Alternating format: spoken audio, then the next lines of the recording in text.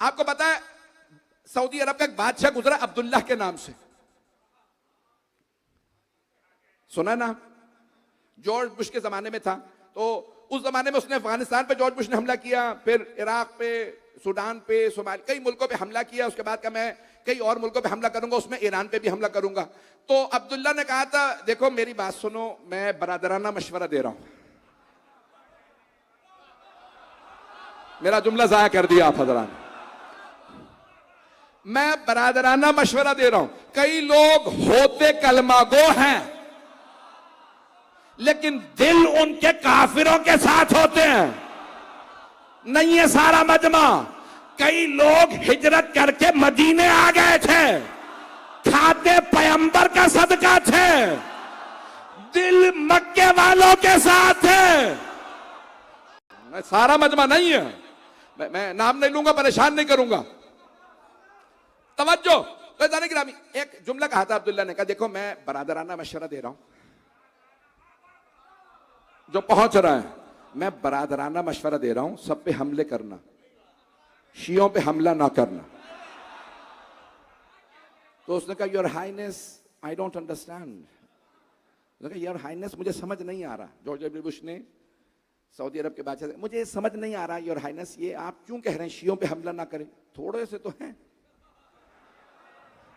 کہا تمہیں نہیں پتا 1400 سال پہلے ہمارے بڑوں نے ان کے ایک بڑے کو کربلا میں گھیر کے مار دیا تھا. آج تک یہ لعنتیں کر رہے ہیں، یہ بھولتے نہیں ہیں. یہ تم یہاں مار کے جاؤ گے، یہ قبر تک تمہارا پیچھا کریں گے، مرنے کے بعد بھی لعنتیں کرتے رہیں گے.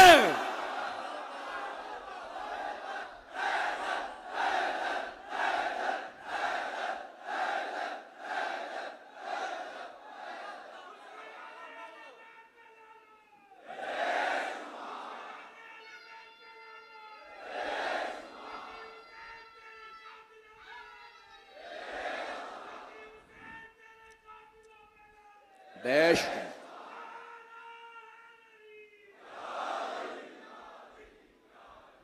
توجہ ہے سے جانے گرا بھائی. میں جس محبت سے کوشش کر رہا ہوں خون جگر آپ کی خدمت میں دوں. اچھا جانے گرامی، آج یہ آیات بڑی عجیب و غریب ہے. ایک سنی شاعر کا بہت خوبصورت شعر اچانک ذہن میں آ گیا. وہ دین بے مثال ہے جس میں ہے کربلا، وہ دین بے مثال ہے جس میں ہے کربلا، وہ شخص بے مثال ہے جو کربلا میں تھا. عزیزان گرامی یہ شیعہ شاعر نہیں ہیں.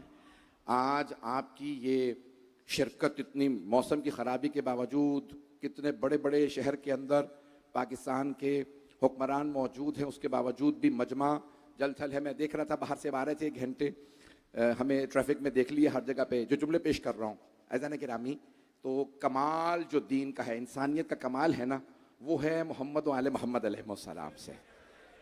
اور اسلام کو بھی جو سند ملی ہے کامل ہونے کی، اکمل ہونے کی، با کمال ہونے کی، وہ غدیر میں ملی. پیش کر دیتا ہوں. سرور کائنات نے ہاتھ پکڑ کے کہا من کنت مولا فہذا علی مولا. اللہ نے آیت نازل کی الیوم اکملت لکم دینکم واتممت علیکم نعمتی. آج ہم نے تمہارا دین کامل کر دیا، کامل کر دیا، با کمال کر دیا. جملہ کہنے لگا ہوں بڑے سوچ سمجھ کے. میں نے بہت اس کے اوپر استخارہ بھی دیکھا، پڑھوں نہ پڑھوں پاکستان میں، اور سوچ سمجھ کے پڑھ رہا ہوں بڑی ذمہ داری کے ساتھ. تو اب سارے میرے برادران اس کو غور سے سنیں گے، خون جگر پیش کروں گا، اور میں خود اپنے آپ میں نہیں رہوں گا. عزیزان گرامی، پوری دنیا میں 2 ارب سے زیادہ مسلمان ہیں. 2 ارب 10 کروڑ سے زیادہ مسلمان، اور سب سے بڑی تبلیغی جماعت مسلمانوں کی پاکستان کی. پاکستان کا بہت بڑا اعزاز ہے. سب سے بڑی تبلیغی جماعت پاکستان کی. مجمع کی توجہ ہے نا میرے ساتھ؟ اور تبلیغی جماعت کا ہمارے ماشاءاللہ پاکستان میں جو مرکز ہے وہ ہے رائے ونڈ، لاہور کے پاس ایک بستی تھی، اب تو بہت بڑا علاقہ بن گیا ہے. تو یہ پاکستان کا بہت بڑا شرف ہے کہ رائے ونڈ پاکستان میں ہے. سب سے زیادہ دنیا میں آبادی ہے عیسائیوں کی، مسیحی برادری 2.40 ارب، اور ان کے 1 لاکھ سے زیادہ مبلغین ہیں، یعنی ان کے جو تبلیغی جماعت والے ہیں وہ 1 لاکھ سے زیادہ. لیکن پاکستان میں کئی لاکھ ہیں. مجمع ہے پاکستان میں الحمد. میں نے بہت سوچا، میں آپ لوگوں کے لیے آج جملہ پیش کر رہا ہوں، یہ آپ ہمیشہ یاد رکھیں گے، میں خون جگر دے رہا ہوں. عزیزان گرامی، سب سے بڑی دنیا کی سب سے بڑی تبلیغی جماعت پاکستان کے کئی لاکھ مبلغین ہیں. آئیے ذرا آیت پیش کر رہا ہوں تبلیغ کی قرآن کریم سے، خون جگر پیش کر رہا ہوں. سارے مجمع کی توجہ میرے ساتھ ہو. میں جانتا ہوں بیٹھنے کی جگہ نہیں ہے، بہت سے لوگ کھڑے ہیں، سڑکوں پہ کھڑے تھے، بارش کی وجہ سے پانی ہے، لوگوں کو بیٹھنے کی جگہ نہیں مل رہی. میں خون جگر پیش کر رہا ہوں. آیت تبلیغ سن لیجئے. اللہ فرما رہا ہے اپنے حبیب سے، یا ایھا الرسول بلغ ما انزل الیک من ربک وان لم تفعل فما بلغت رسالتہ. اے میرے پیارے رسول تبلیغ کر دیجئے. میں نے ترجمہ کیا بڑی ذمہ داری سے، پہنچا دیجئے، یعنی تبلیغ، بلغ، تبلیغ کر دیجئے جو آپ کے رب نے آپ پہ نازل کیا ہے. وَإِن لَمْ تَفْعَلْ فَمَا بَلَّغْتَ رِسَالَتَهُ. اگر آپ نے یہ نہ پہنچایا تو آپ نے کوئی کار رسالت انجام نہیں دیا. سب نے لکھا ہے سورہ مائدہ 5واں سورہ ہے، نزول کی ترتیب کے لحاظ سے سیکنڈ لاسٹ سورہ. ایک ہونے والی ہے حسین کی مجلس، تو کہا دعوت نامہ کب گیا تھا؟ کہ کوئی دعوت نامہ نہیں گیا. کہ کھانے میں کیا ملے گا؟ کہ تبرک کبھی ملے گا کبھی نہیں. کہا یہ سارے پیسے والے لوگ ہیں؟ کہ نہیں، اکثریت غریبوں کی ہے. کہا آئے کیوں ہیں؟ کہ جان دینے کے لیے. کہ جرنیل کا نام کیا ہے؟ کہ عباس ابن علی. توجہ. کہ ملواؤ ہے کہاں؟ کہ وہ 1300 سال پہلے شہید ہو گیا. کہا جانے والے کے نام پہ اتنا مجمع نہیں ہے. مجمع کہ جانے والے، وہ 1300 سال پہلے چلا گیا شہید، اتنا مجمع آ گیا. کہ تجھے نہیں پتا آج بھی اس کا اتنا روب ہے، اس کے دشمن بھی اس کے نام کی جھوٹی قسم نہیں کھاتے. کھا لے تو بغیر ہاتھ کے عباس تماچا.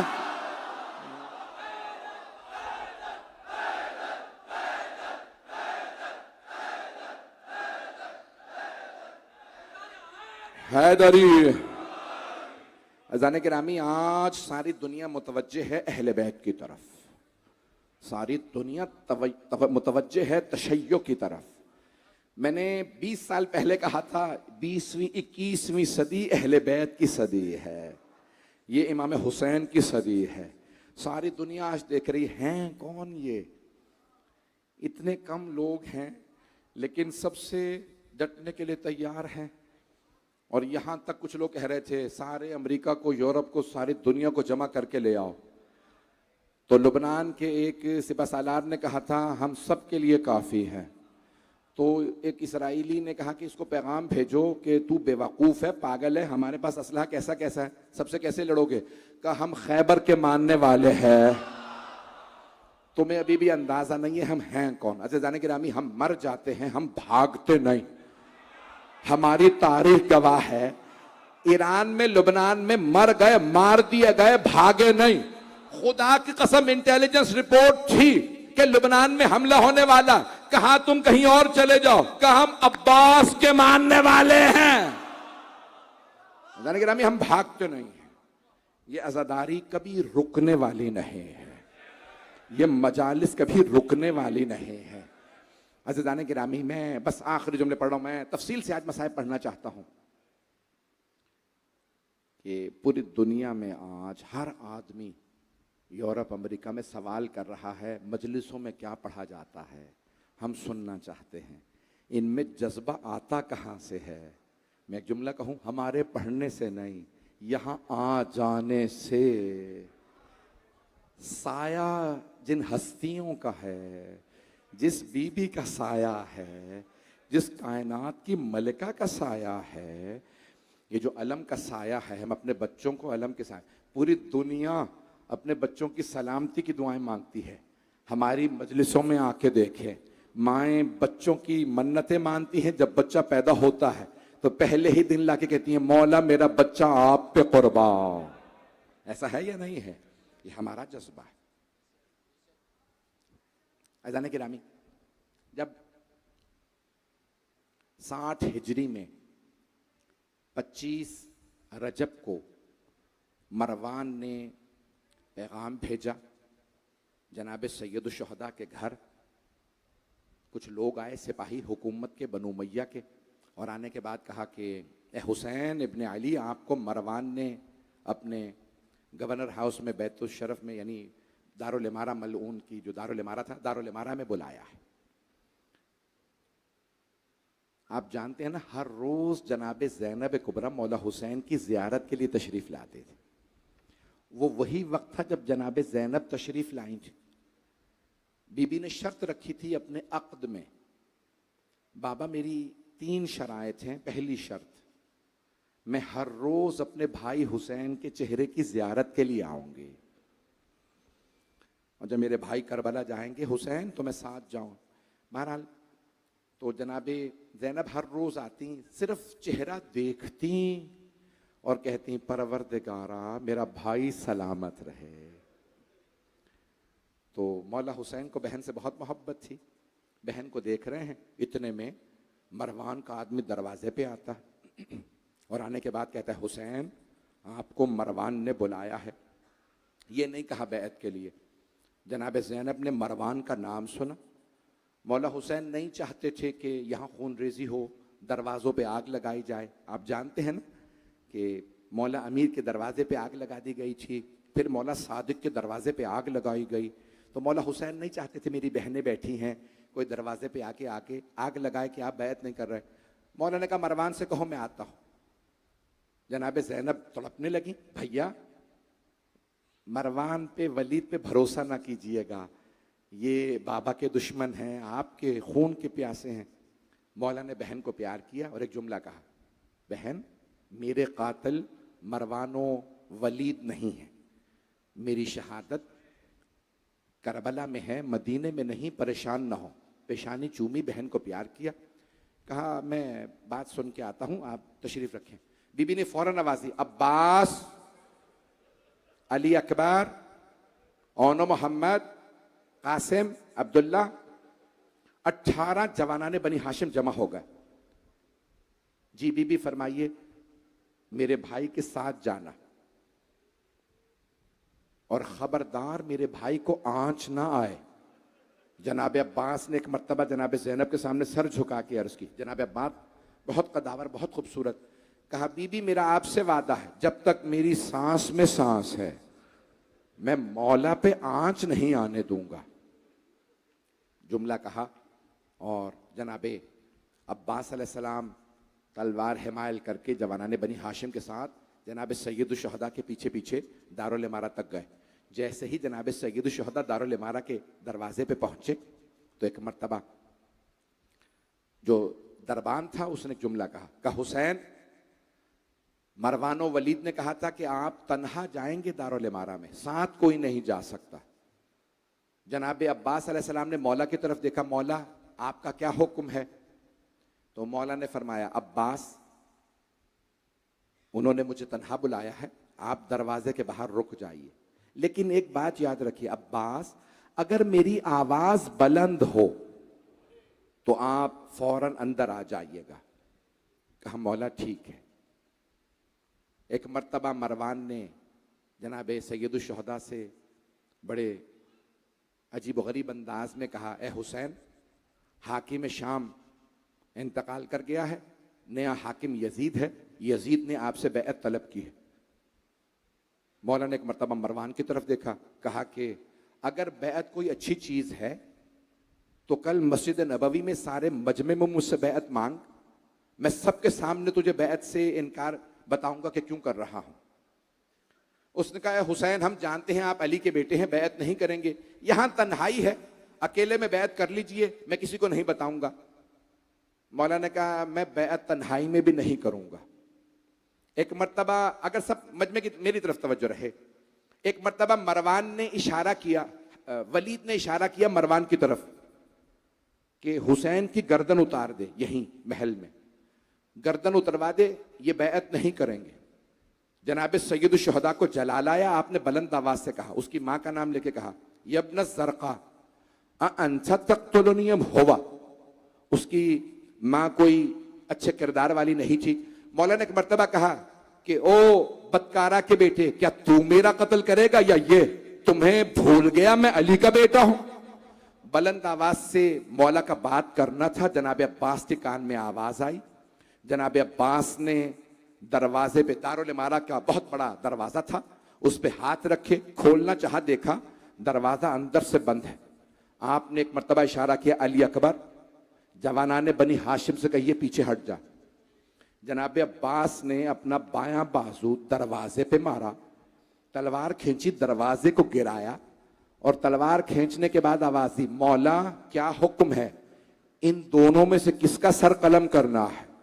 جناب سید الشہداء نے سینے پہ ہاتھ رکھا اور فرمایا عباس یہ میرے نانا کا شہر ہے، بھیا میں یہاں خون نہیں بہانا چاہتا۔ میری درخواست ہے سب میری طرف دیکھیں گے۔ جناب سید الشہداء کی پہلی مرتبہ آواز بلند ہوئی تو جوانان بنی ہاشم دروازہ گرا کے اندر آ گئے، لیکن جب عصر عاشور میں مولا چیخ چیخ کے کہہ رہے تھے حل من ناصر ینصرنا، تو لاشیں تڑپ رہے تھے، کسی کے بازو اٹھتے تھے، کسی کی پسلیاں، مولا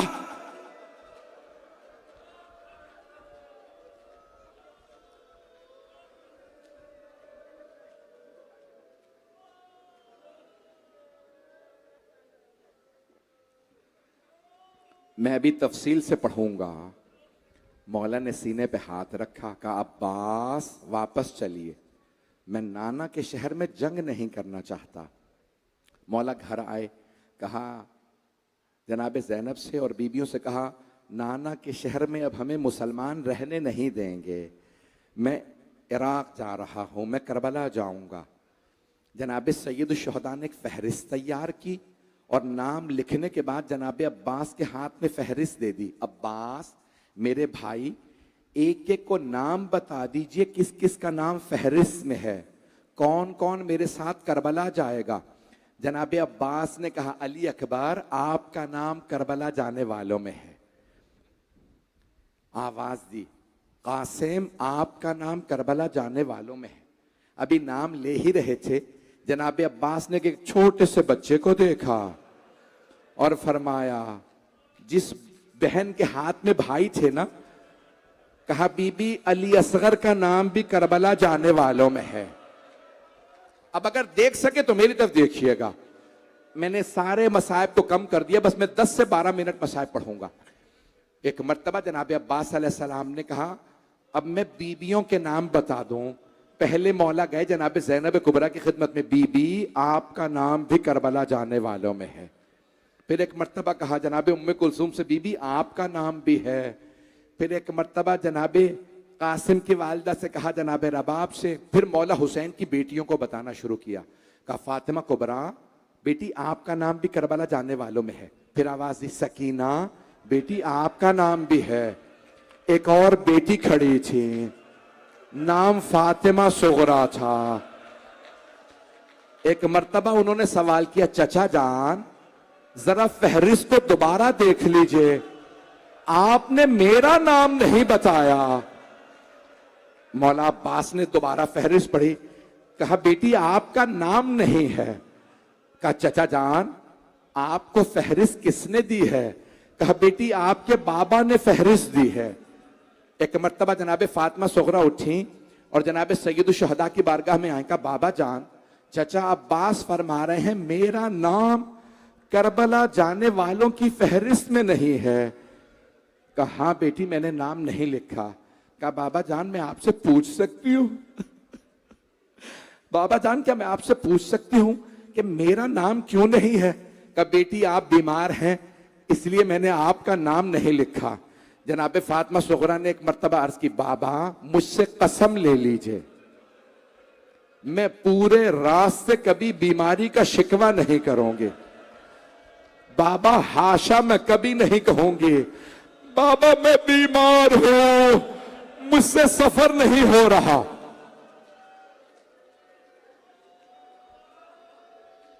بابا جان میں پورے راستے کبھی بیماری کا گلہ نہیں کروں گی. کہا نہیں بیٹی میں آپ کو نہیں لے جا سکتا. بیٹی آپ یہاں پہ صبر کر لیجئے. پھر ایک جملہ کہا بابا جان اگر ہو سکے تو میرے بھائی علی اصغر کو میرے پاس چھوڑ جائیے. جب بھی مجھے آپ کی یاد آیا کرے گی میں علی اصغر کو دیکھ لیا کروں گی. بابا میرا دل بہل جایا کرے گا. پھر بعض علماء نے ایک عجیب و غریب جملہ بتایا ہے. بی بی نے کہا بابا جب آپ بھیا علی اکبر کی شادی کیجئے گا بابا مجھے بلا لیجئے گا.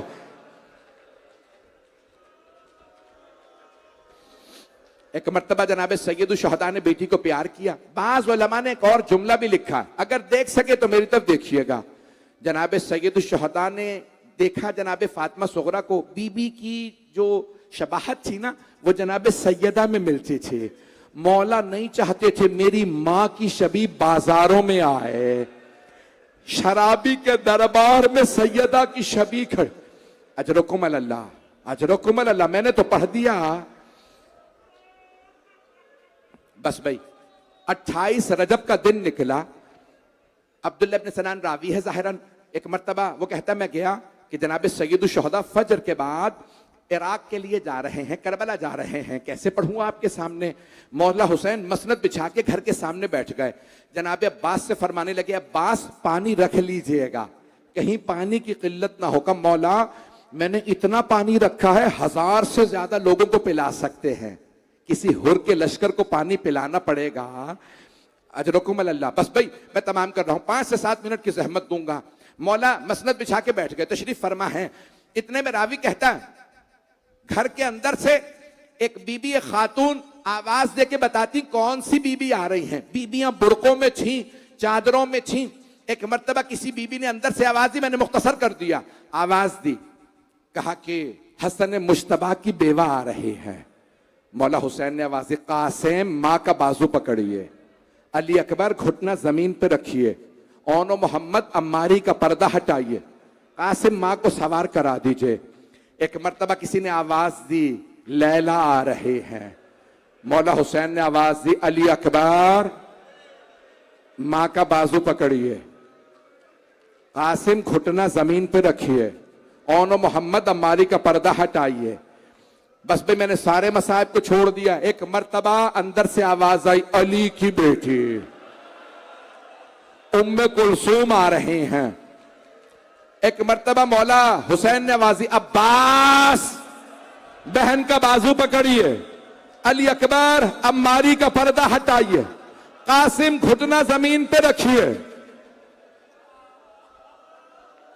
راوی کہتا اتنے میں آواز آئی علی کی بیٹی زینب کبریٰ تشریف لا رہی ہیں.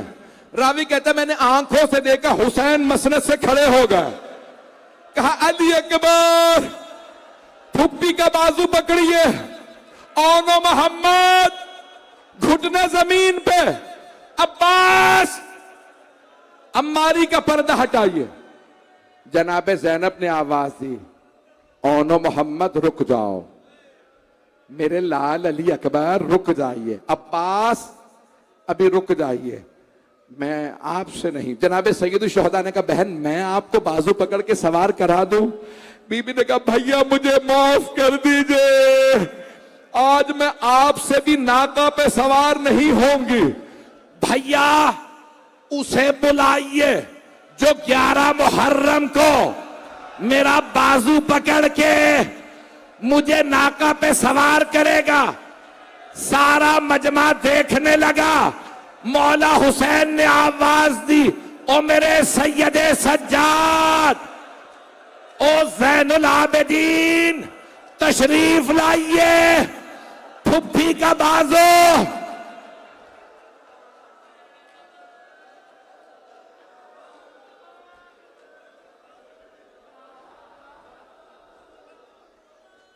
میں ہاتھ جوڑ کے کہہ رہا ہوں ابھی 5 منٹ رک جائیں، 5 منٹ اور صرف برداشت کر لیں۔ ایک مرتبہ ساری بیبیاں 28 رجب کو چلی گئیں، جب مدینے واپس آئیں تو 8 ربیع الاول تھے۔ جانتے ہیں لینے کون آئے؟ حضرت محمد حنفیہ۔